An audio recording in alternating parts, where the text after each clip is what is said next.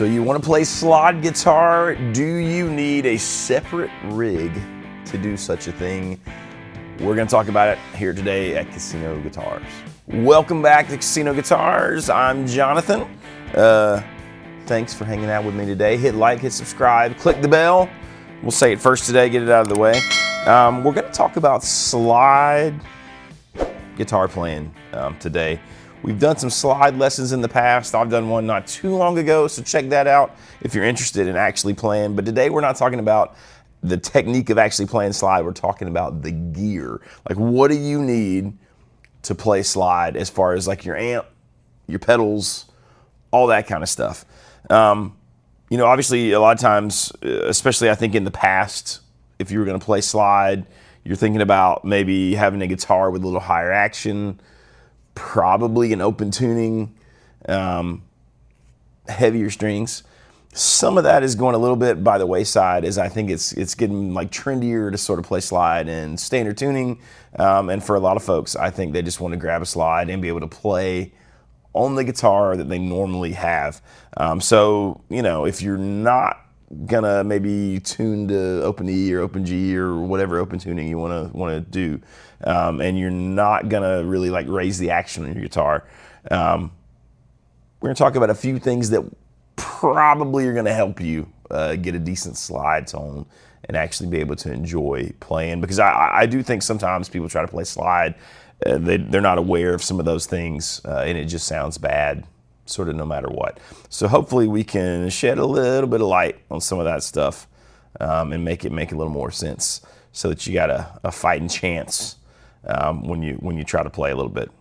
The answer really is some people don't need anything extra. Like if you're Derek Chucks and you're like a slide master, all you need really is a cranked super reverb. Essentially, like Derek Chucks is not really using much more than that, and a lot of people point to him as like the slide guy. Now he is playing an open E. I don't think he really puts his action much higher. He probably is using like 11s for strings. Somebody out there is a Derek Chucks fanatic, and you can check me on that. Those things do help, but the biggest thing for Derek Chucks is he's playing on stage. He's got those super reverbs or the Alessandro basically versions of super reverbs.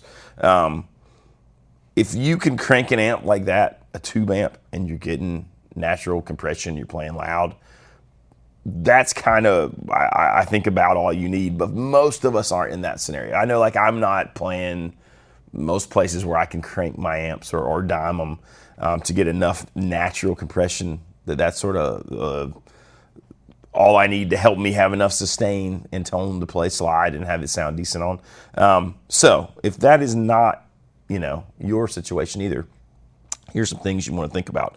I think it mostly boils down to needing compression from somewhere. Now, like in the case we just talked about, that could just be from cranking your tube amp, but it could be from a pedal, it could be from overdrive, it maybe can even be from like a fuzz or something like that. But let's talk about that. One of the, I think, great sort of slide tone guys is Lil George from Little Feat.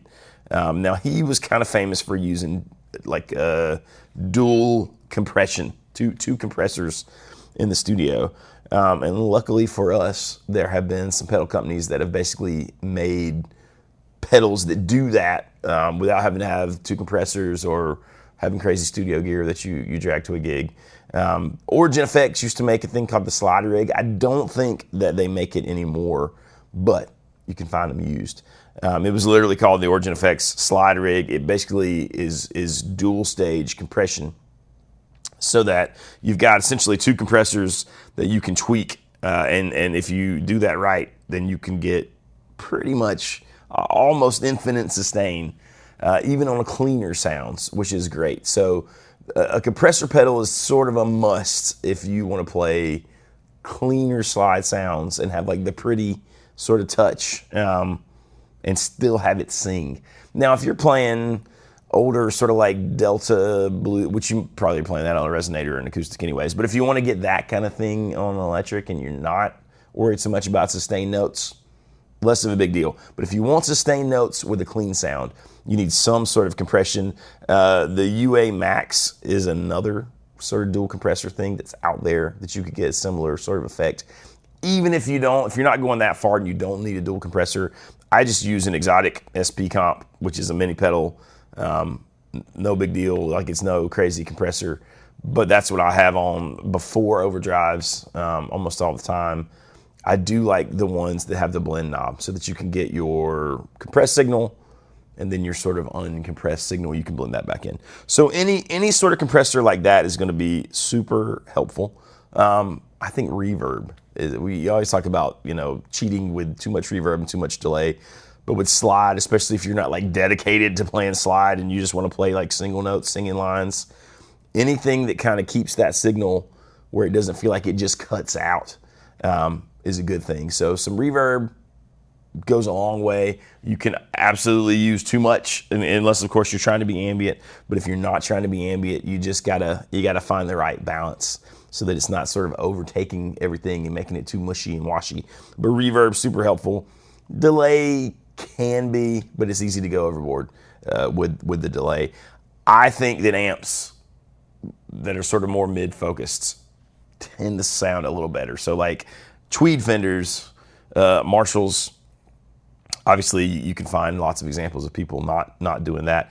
But if you're not doing that, a pedal that maybe pumps up the mids sometimes is a nice thing. I really like, I've got a way huge Red Llama on my board that kind of gets into the fuzzy, gritty sort of tweed sounds as an overdrive pedal. I think that works really well. It works really well stacked with another pedal. Stacking overdrives works really well because there's something that happens when you stack two overdrives where you get this sort of saturation. Like you can take two low gain overdrives, stack them, and sometimes that's nicer than one overdrive with the gain, way up, because you're getting more of that compression sort of thing, more of the singing thing, and it just works for slide. So maybe try stacking a couple of overdrives. If you're stacking overdrives, it definitely lessens your need for a compressor. So the dirtier you are, the more compression you're gonna have anyways on your tube amp. So that's probably less of a concern if you're doing a lot of that in reverb. But the best scenario is probably some sort of compressor with some sort of overdrive or two, pretty high on the mids, not so much the treble and the lows, and reverb kind of just caps the whole thing off. So if you're looking to build up your rig for slide, I think that those are the basics. Now, like I said, the more you sort of tailor your guitar to slide playing, the less that stuff's a big deal. So if you're raising your action and putting heavier strings on, less of a big deal. If you are in open tuning, probably a little less of a big deal. A flatter radius on a guitar is nice. But none of those things, all of those things can sort of be overcome and compensated for with some of these things in your rig. Obviously, if you really go into it, again, Derek Trucks is the guy to point to and say, hey, he's not really doing any of those things. He's not playing crazy high action. Warren Haynes is probably another guy you could point to. If you haven't gone and listened to Dylan Adams, go listen to him. He has a lot of cool tips on he always has the gear he's playing, and he always plays in standard tuning. And he's probably one of the best young slide guys out there right now. He's crushing it. So check out his channel. Dylan Adams plays in a band called Smokestack down around Jacksonville, Florida. But yeah, so if you're not doing those things, if you want to just be able to pick up your guitar, play slide in a gig, or go between maybe slide for a solo or slide for some fills, right back to playing with your fingers and playing more traditionally, compressor, overdrive, some sort of reverb, and just make sure you're able to get enough out of your amp that it actually is not muted and choked. It's got to be at least loud enough that it opens up a little bit and is able to sing, and then you can do the rest with those pedals. I hope that is helpful for you guys. Let me know in the comments what you've had sort of good results with for slide and slide tone. And yeah, help each other out. Like I said, hit like, hit subscribe. Don't forget to click the bell for more little videos like this and all sorts of other topics with me, Baxter, and Sean. Live streams on Wednesday mornings. Thanks for watching. We'll see you later.